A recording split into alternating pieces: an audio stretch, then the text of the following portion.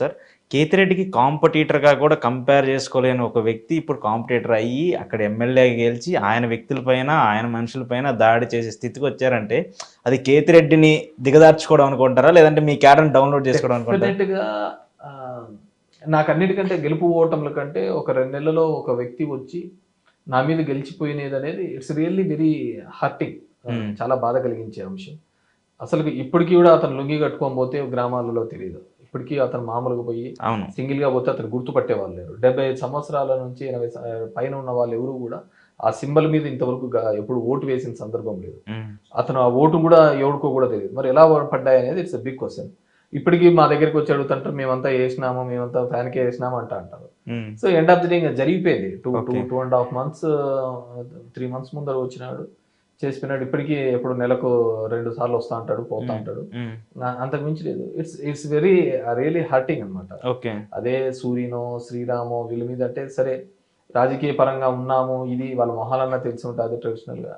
ఆ పద్ధతిని వదిలిపెట్టేసి గెలవడం అనేది నాకు నిజంగా అంటే మరి ఒకవేళ ఓటరే వేసింటే ఆ విధంగా ఓటేసింటే అతను అనుభవించాల్సిందే. ఎందుకంటే అనునిత్యం my journey is nearly 18 years in politics. మా నాన్న ఒక 10 సంవత్సరాలు చేసినాడు, ఒక 20-30 సంవత్సరాలు ఆ ధర్మవరాన్ని అంటబెట్టుకొని వాళ్ళ కష్ట సుఖాల్లో అన్ని విధాలుగా కూడా ఉన్నాం. సో మరి అలాంటి రాజకీయం కూడా వాళ్ళకి నచ్చలేదేమో. అంటే కేతిరెడ్డి వివాదాలకి పాత్రుడు కాదు, ఆయన దూరంగా ఉంటాడు. ఆయన వచ్చినది సోషల్ మీడియాలోనే ఎక్కడో చెప్పుకుంటూ వెళ్తూ ఉన్నాడు. ఒక్కసారిగా ఓడిపోయిన తర్వాత వివాదాన్ని కేతిరెడ్డి కొని తెచ్చుకున్నాడా? ఎందుకంటే టీడీపీ వైపు నుంచి కానివ్వండి, బీజేపీ వైపు నుంచి కానివ్వండి, వాళ్ళందరూ బయటకు వచ్చి చేసేటువంటి విమర్శలు కానివ్వండి, అక్కడ కబ్జాలు చేశాడు, ఇక్కడ కబ్జాలు చేశాడు, ఆ భూములు ఈ భూములు అంటే కామెంట్స్ జరుగుతూనే ఉంటాయి పార్టీ పరంగా. అప్పుడు చెప్పాను, ఛాలెంజ్ చేశాను, ఇప్పటికీ ఛాలెంజ్ చేశాను.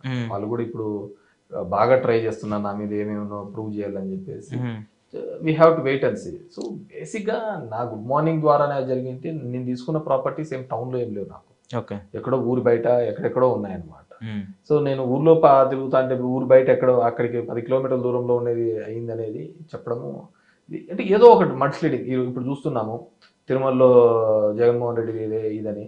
చంద్రబాబు నాయుడు గారు ఇంకా వాళ్ళ అలయన్స్ లో ఉన్న పార్టీస్ అన్ని కూడా చేసినది ఇవే కదా, బురదేయడం కడుక్కోవడం, బురదేయడం కడుక్కోవడం. మా దరిద్రం అంతా కడుక్కోవడానికే సరిపోయింది తప్ప మేము పొలిటికల్ గా ఇది చేసినాము ఇది చెప్పినాము అని చెప్పుకునే ఇది లేకపోయింది. ఇప్పుడు పవన్ కళ్యాణ్ అన్నాడు 30,000 మంది అమ్మాయిలు మిస్సింగ్, వాళ్ళ గవర్నమెంట్ వచ్చి 4 నెలలు అవుతుంది. మరి 30,000 మందిలో ఒక 100 మందినైనా రీకవర్ చేసి చూపించినాడా? 30 మందినైనా చూపించినాడు, లేదా 3 పట్టుకొని వచ్చినాడా? వేసినాడు. నాకు ఇంటెలిజెన్స్ సోర్స్ ఉంది, వాలంటీర్లు అందరూ కిడ్నాప్ చేస్తున్నారు అని. నేను ఇప్పుడు అదే చెప్పేది, అంటే జగన్ అబద్ధం చెప్పలేక ఓడిపోయాడా, చంద్రబాబు అబద్ధాలు చెప్పి గెలిచాడా? చంద్రబాబు అబద్ధాలు చెబుతారు అని అందరికీ తెలిసిన విషయమే. This is not first time, this the 4th time Chandrababu Naidu ముఖ్యమంత్రిగా అవుతుంది. ఏ రోజు కూడా మాట మీద నిలబడతాడు చంద్రబాబు నాయుడు అనేది ఎక్కడా లేదు. కానీ ప్రతిసారి కూడా ఏదో ఒక అంశాన్ని తీసుకొని వస్తాడు. ఇప్పుడు సపోజ్ 14లో చూసినాం అనుకోండి, 14 పాలిటిక్స్ లో చూస్తే ఆయన చెప్పిన అంశం ఏంది, విభజన అయిపోయింది రాష్ట్రము, నేనైతే అనుభవము, నేనైతే అన్ని చేయగలుగుతాను అని చెప్పడం జరిగింది. ఆయన ఆ విధంగానే మొత్తం అంతా తీసుకొని రావడం జరిగింది. సరే జగన్మోహన్ రెడ్డి యంగ్స్టర్ కదా, ఈయనైతే ఎక్స్పీరియన్స్డ్ కదా అని చెప్పేసి చెప్పడం జరిగింది. మొత్తం అంతా సిస్టమ్ అంతా కొలాప్స్ చేయడం జరిగింది. మళ్ళీ జగన్మోహన్ రెడ్డి గారు ముఖ్యమంత్రి గారు. ఎప్పుడైతే జగన్మోహన్ రెడ్డి గారు పేదవాళ్ళకి ఈ విధంగా సాయం చేయడం మొదలు పెట్టినాడు, అప్పులు చేస్తున్నాడు, 10 లక్షలు చేస్తున్నారు, 20 లక్షల కోట్లు చేస్తున్నారని నోటికి వచ్చినట్టు చెప్పినారు. బీజేపీ వాళ్ళు చెప్పినారు, జనసేన, అన్ని పార్టీలు చెప్పినాయి. స్వయాన నిర్మలా సీతారామన్ అయితే 2.5 లక్షలే చేసినారు. 2.5 లక్షలు ఎక్కడికి పోయింది అంటే జనం అకౌంట్లలోనే ఉంది మొత్తం డబ్బులు. సో అప్పుడేం కొత్త రాగం తీసుకున్నాడు, సంపద సృష్టిస్తానన్నాడు. సో సంపద సృష్టిస్తానన్నాడు, లేకుంటే అవి చేస్తాను ఇవి చేస్తాను, ప్రతిసారి ఇదే. కానీ పబ్లిక్ కి ఆలోచించడం లేకుంటే ఆలోచన ఎక్కడ మిస్ అయిపోయిందంటే కనెక్షన్. సరే జగన్మోహన్ రెడ్డి ఇన్ని చేస్తున్నాడు. సపోజ్ ఉదాహరణకు అమ్మ ఒడి పథకం, అమ్మ ఒడి ఇస్తానన్నాడు కదా, అది ఇప్పుడు వచ్చే పథకాలు ఎక్కడికి పోవని, ఇక మీద నెక్స్ట్ వచ్చేదంతా కూడా అడ్వాంటేజ్ పద్ధతిగా ఓటర్లను అందరినీ కూడా బాగా నమ్మబలికినాడు. అంటే బేసిక్ గా మన ప్లేట్ లో తాళి ఉంది, ఇది జగన్మోహన్ రెడ్డి ఎప్పుడు పెట్టే తాళి, కడుపు నింపుతున్నాడు. చంద్రబాబు నాయుడు కొత్తగా బిర్యానీ తెచ్చి పెడతాడు. సో ఈ తాళి అయితే మిస్ కాదు కదా, ఇదైతే కంటిన్యూస్ గా వస్తుందనే ఒక ఫీలింగ్ లేకి తీసుకొని వచ్చినాడు, మభ్య పెట్టినాడు, మోసం చేసినాడు. ఇప్పుడు తాళి పోయింది, బిర్యానీ పోయింది. రెండు పోవడం జరిగింది. ఇప్పుడు 100 రోజుల పాలన అయిపోయింది కదా సార్, మీరు 100 రోజులు 100 రోజుల పాలన 100 రోజులు దాటిపోయింది, 4 నెలలు వస్తుంది 100 దగ్గర days కు కార్యక్రమం కూడా చేసినారు కదా. మంచి ప్రభుత్వం, మన మంచి ప్రభుత్వం అని ఒక కార్యక్రమం కూడా మొదలుపెట్టి ఇంటింటికి పోయి స్టిక్కర్లు అన్ని కూడా అంటించే కార్యక్రమం కూడా జరుగుతుంది. మీకు ఎలా అనిపిస్తుంది ఒక రాజకీయాల్లో సుదీర్ఘంగా ఉన్న చూసినటువంటి వ్యక్తిగా మీకు ఎలా అనిపిస్తుంది? నాకు ఎక్కడ మంచి ఏం కనపడలేదు, ఎక్కడ చూసినా నష్టమే జరిగింది. ప్రతి చోట చూసినామంటే ఏదో విధంగా ఇంకా స్టిల్ మేనేజ్మెంట్ మ్యానిపులేషన్స్ మీదనే ఆయన ఉండడం జరుగుతుంది. ఏదో ఒక విధంగా మీడియా అటెన్షన్ కానీ ప్రజల యొక్క ఆలోచన విధానం అంటే క్లియర్ కట్ గా జనంకి కూడా ఇండికేషన్స్ ఇచ్చినాడు. ఏమైనా ఇండికేషన్స్ అంటే డబ్బులు లేవు, నేను పథకాలు ఏమి చేయలేను, కాబట్టి ఎటువంటి ఇది పెట్టుకోవద్దండి, ఖజానా ఖాళీ అని చెప్పి చెప్పడం జరిగింది. ఓకే. సో ఖజానా ఖాళీ అనేది ఇంతకుముందు కూడా నువ్వు చెప్తున్నావు కదా, 10 లక్షలు అప్పు ఉన్నప్పుడు కూడా మరి హామీలు ఎలా ఇవ్వగలిగినావు? సో మభ్య పెట్టడానికి మా జగన్మోహన్ రెడ్డి చూస్తే విపరీతమైన హానెస్టీతో ఎవరైనా కానీ పెన్షన్లు 2028లో ఇస్తాము, 2029లో ఇస్తామని అంతగా డేట్ వేసుకొని చెప్తారా? ఎవరు చెప్పరు. ఆయన ఎందుకంటే ఆయన ఉన్నాడు కాబట్టి ఫైనాన్షియల్ సిచ్యువేషన్స్ పట్టుకొని చెప్పినాడు. అదే చంద్రబాబు ఏం చెప్పినాడు, 7,000 ఇస్తాను, అది ఇస్తాను, ఇది ఇస్తాను. ఈయన ఏమన్నాడు, అన్ని ప్రోగ్రామ్స్ కంటిన్యూ చేస్తున్నాడు.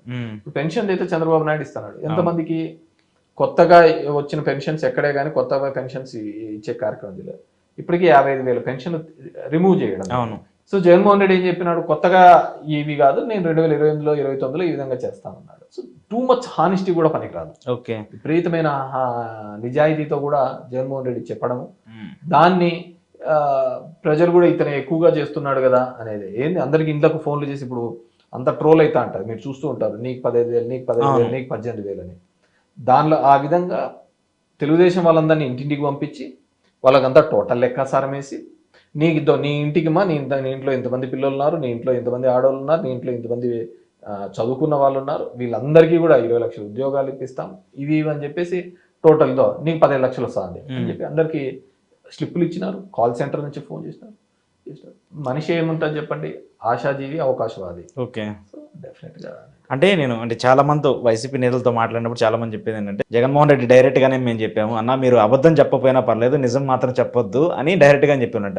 ఆ హానెస్టీనే జగన్మోహన్ రెడ్డి దెబ్బతీసింది. ఎందుకంటే మీరు కూడా చాలాసార్లు ఓడిపోయిన తర్వాత బయటకు వచ్చి కామెంట్ చేయడం చూసాము, చాలా మంది నేతలు కూడా కామెంట్ చేశారు.